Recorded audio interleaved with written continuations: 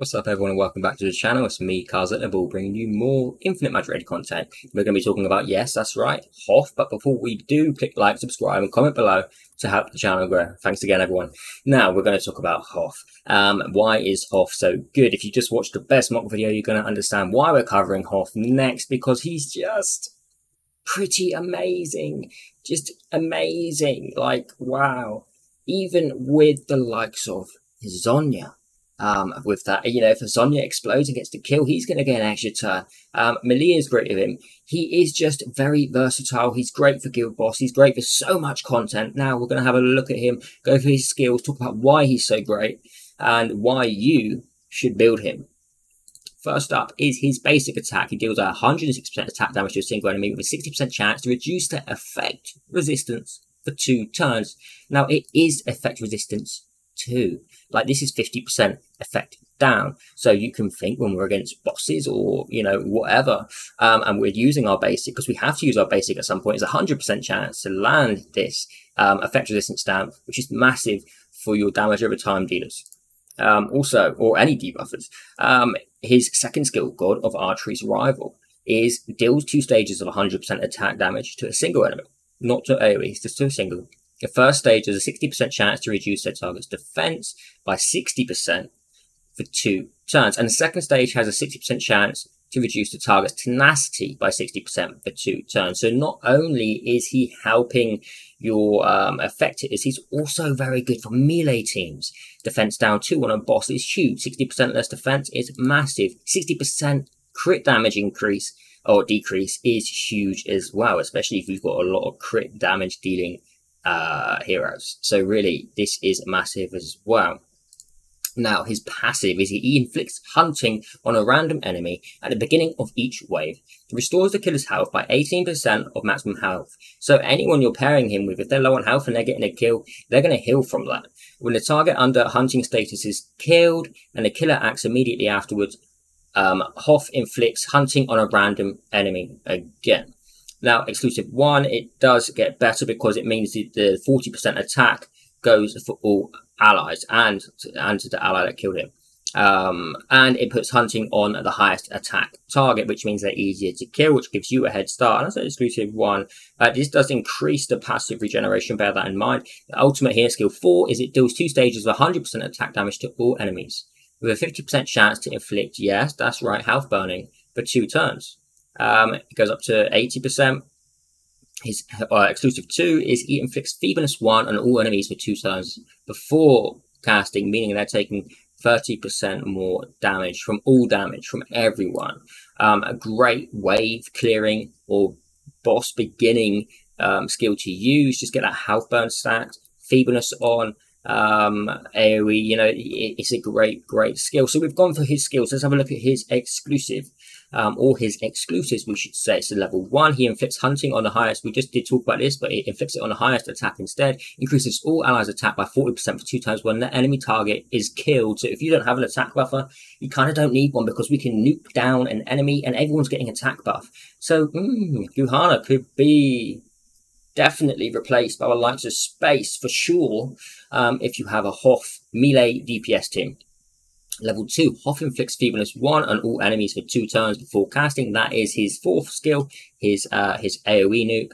Hoff casts a God of Archery's Rival 1 more time on the first target inflicted with hunting at the beginning of each wave. So every wave you go into, he's going to instantly do this. He's going to instantly do 1 nuke, and that is then going to reduce that enemy's effect resistance as well at the same time. Obviously, it's 50 and 50 on speed, as it always is. Now we're going to have a look at his emblems. I'm going to switch over to the middle, as I always do.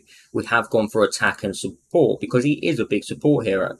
These are the emblems I'm using. If you wish to copy these, feel absolutely free. Not that I could stop you. Use at your own risk, though, okay? So first off, I've gone for crit rate increase. I would normally go attack, but he isn't stacked so much in crit rate because I'm also putting on effect hit for him to make sure I'm landing some of these buffs. Now, we did go for damage dealt increase and damage taken. It's just a large scale. Unexpected attack, which is when his health is full. Damage dealt is increased. Dot damage increase on these 3. And then overall damage increased for the higher health when we have a buff. and before the end of each turn, or each wave, sorry, we gain an extra 9%. And we did take crit damage. You could take mastery, you could take max health, even, but we're not in that tree. You could take mastery. I probably should take mastery. I should take mastery, but I do have quite a bit of crit rate on my Hoff, if I remember correctly. If I'm wrong, I apologize. I apologize. If you don't have a lot of crit rate, you're going to want to go down the mastery route, because yeah, it's just better for you to go down the mastery route if you don't have a lot of crit rate, because you're not going to be crit damaging. I have him on a crit rate build for that. So his max health increased for the health burn. When he has a shield, damage taken is decreased. When inflicting a layer of buff, or you know these emblems already, but I'm going to say them anyway. It increases his speed up to 5 times, and that can help us lap enemies. You could have chose between before the end of the first turn. It increases effect hit. That would be quite nice. Magic touch, the chance to reduce, and more is better for targets with lower speed and south. The effect hit is increased. I was tempted to go Sacred Winds, but I think this is okay. So yeah, if you're going to crit damage build, go for the crit damage. If you're going for the mastery or health burn kind of build, go for mastery, obviously. So we can switch things around. So this is his stats, and he is 45% crit rate, which isn't massive, but I sometimes use him with the likes of Megan as well. So I do have 45% crit rate, which I don't really consider that to be a lot, and I probably would have been better going for the mastery for the damage. So I made a mistake there, but we're going to test it anyway. The crit rate is just under 50%. I would normally say to go a different build if you was this low crit rate, which I should. The effect hit is still large. I definitely should have chose mastery, so that's my bad there. All right, I'm gonna have to change it. I'll be right back. Okay, so we are back and it's done. We have changed the emblems. If you want to go ahead and snip these now, just with that mastery change, please do. So I'm going to move myself back. No, I'm not, because we're going to need to go for his gear. People would have raged about that, but first let's go into his aura. I have one range hit aura at the moment. It's just a green. It's just box standard for every one enemy target increases self effect hit up, which is kind of nice. I can upgrade this. There is a better aura to use. Obviously, it's a green. We can change it. We could change it to Dwarven Blessing aura if we really wanted to for the max health for that health burn damage. Mastery Surge aura is always nice, because if we're using it with, say, damage over times, then we're always increasing their damage on a skill cast. Now, you have Deep Targeting aura, which increases direct damage and all damage dealt. So that is that's a possibility too.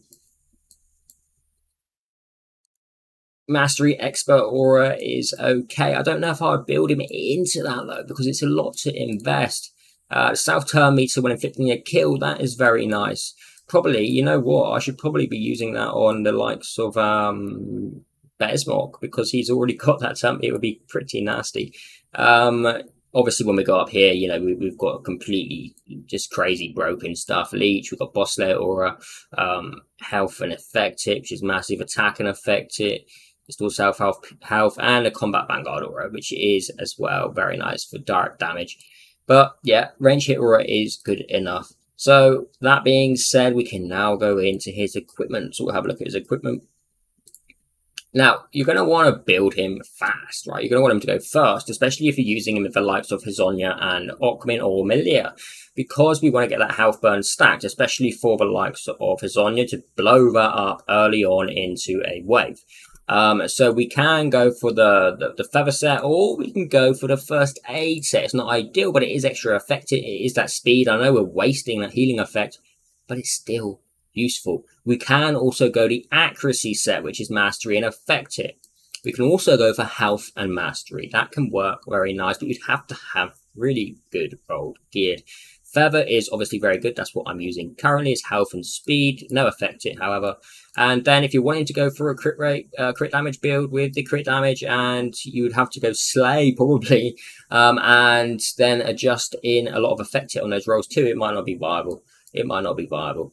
Mastery you can roll into, again, if your gear rolls good. Effect it is obviously a very good one too. Speed, if you don't have it. Crit rate, and you don't really want crit damage on this.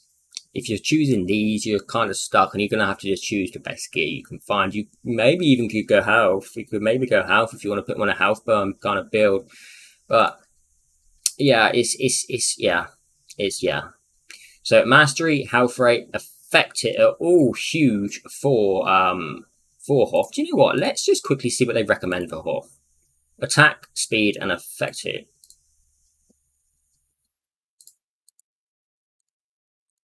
Yeah, okay, that does make sense. But the health burn still does do a decent amount. Trouble is, if you okay, he can make use of his own nuke, right? He can make use of his own nuke, his own hunting mark, Okay. So, I mean, you could go full attack as well, but you would want to. It's tricky. All right. So mastery health rate and affect it if you're wanting to go for the health burner. And if it's your only health burner, it may be your option. If not, then we're going to go attack rate, crit rate, affect it. Health rate, obviously, always is what it's tricky. Depends which way you're building him. It depends which way you're building him. It really does.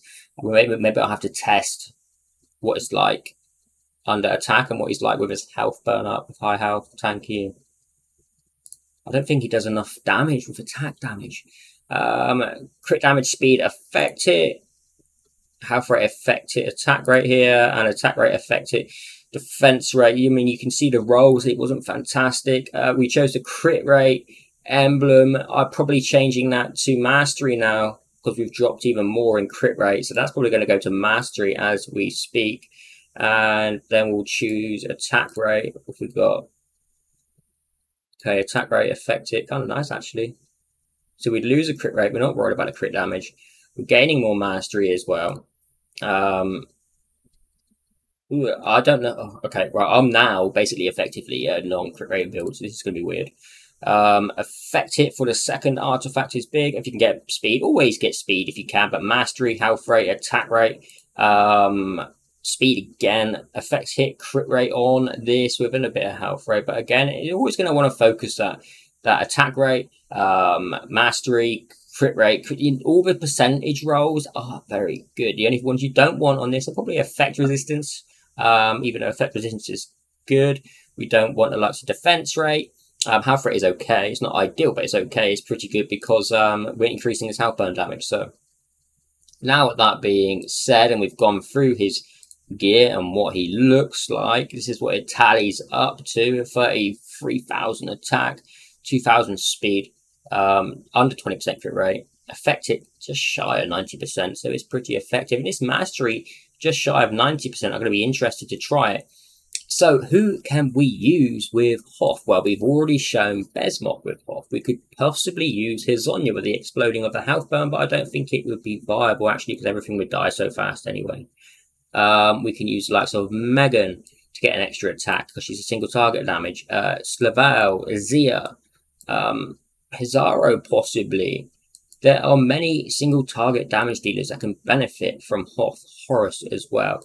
So let's go into a dungeon. Let's have a look at, in fact, we're going to go for campaign first. We're going to test everything now on house stage 1210 just to see. So we did show it already with Besmok and Hoff. Let's go Hoff and Horus. Hoff and Horus against the boss. Could this be done? Personally, I don't think so. But we're going to find out. 3-man team. Number 2.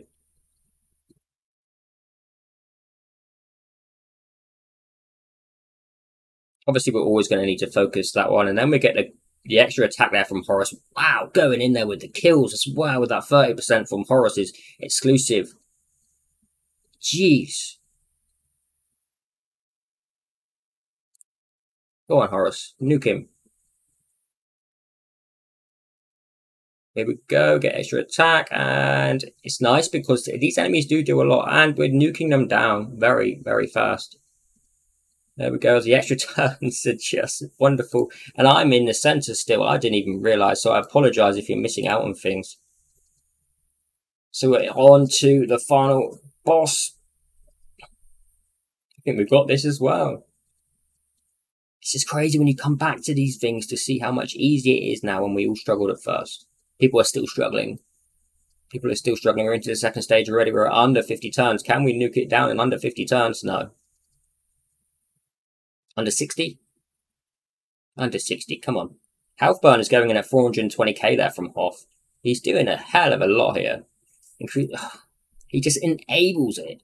Look at the damage, just shy of 6 million damage. Under 60 turns. How? Demon, Abyss stage 12-10. Activating Horus there as well. Catherine is probably the MVP overall, but Hoff did amazing there to make that happen. Now we're going to go into Dwarven Ruins and we're going to have a look at... Let's go to Efreeti moment because he takes more damage when he's got a debuff on him. So we're going to use Horus again. We're going to use Horus again with Hoff, or we could change it up. We could use... let's use Megan. Let's use Megan. Megan, Hoff, and Catherine. Let's see what this does. Be interesting. I mean, we should nuke down this boss pretty easy. It is only stage 23 at the moment, and he is a bit weak. So there's the health burn AoE going in, doing a lot of damage. The enemy didn't quite die, though. The enemy didn't quite die. See, this extra attack is just insane. Even as 2 on a boss. Obviously, Hunter's Mark goes straight on to the boss here because he is the highest attack. So that's always going to go there. That's one bad thing about the exclusive. Is that Hunter's Mark will always be on the boss. But I'd rather it be on the ad so we can get another extra attack. Maybe something to put in. So there we go. Stage 23 done. Hoff still doing just under 4 million. And Megan obviously doing just over 7 million. But she is a single target nuker. Hoff is built very different. You can see he is very good at enabling teams. Let's go into the faction of this. He is Dragon Tribe. Let's go to stage 20. We're going to actually pair him up here with Melia, Wim, and Sil. So we're going to see how he can activate these teams. We're just actually going to do stage 22. This is a tough stage. I haven't even restarted it yet. We're going to put it on auto and see what happens. It is tricky. It is tough. I'll probably die. But it's definitely worth having a look. This is a large stage right now. What are they? 280 damage. I should be manualing in this. Obviously, he's off.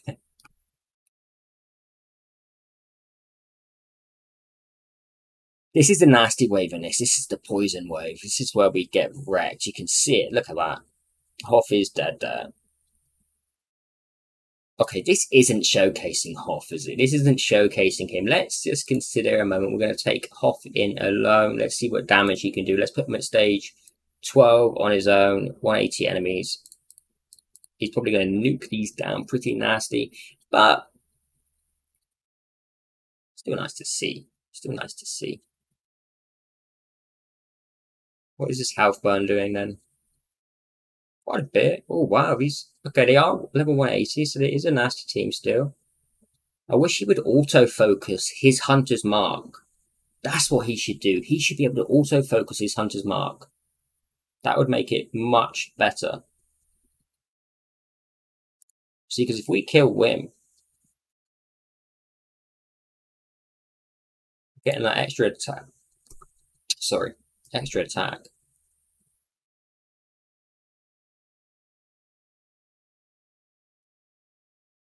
This is the boss, obviously.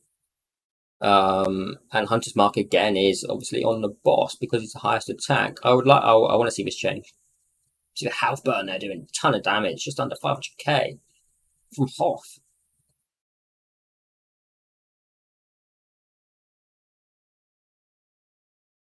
It's massive. Just under 7 million. It's impressive. It's impressive. He's very good in Mark Tower as well. And Red Mark. We can use him in Red Mark. I used him on floor 29. This is the team I used. Catherine, Besmok, Wim, Sindo. I didn't use a Sindo, sorry. I used Megan. I'll probably use Horus next time. And Hoff here helping with that. So Hoff is definitely a very, very good investment. He's really good in Guild Boss as well because of that tenacity down, effect resistance down, and the defense down. So he will enable your team to do a lot of damage. I'm Kazit. Thank you for watching. Take care.